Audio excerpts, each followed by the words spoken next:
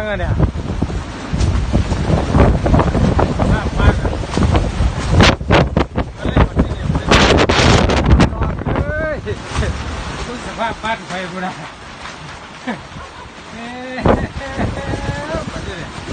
ว่าม้วนไปมุดดินไหลกันเลยกลับมาบ้านเนี่ยของทั้งเมื่อตายงานเข่าไปแล้วเนาะแบบนี้เลยพวกหลังข้าไปมันเลยพี่น้องเฮ้ย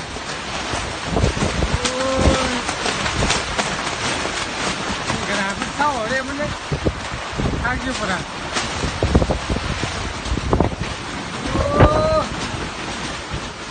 ต้นเป็นไงมาคัดมาเนี่ยแบบนี้เลย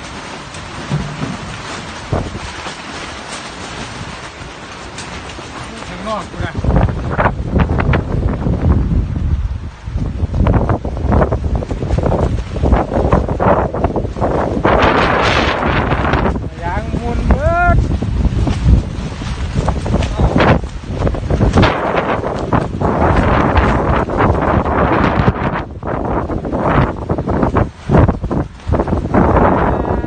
เนี่ยมึงยังพูดอ่ะ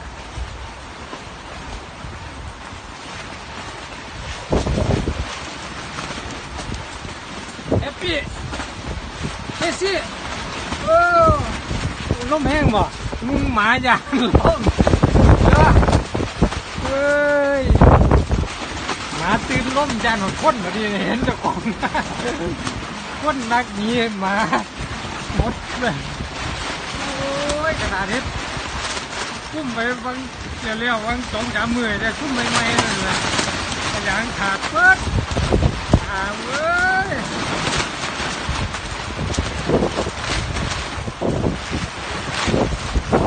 เฮ็ดแล้วบาง2-3 มื้อนั่นเลย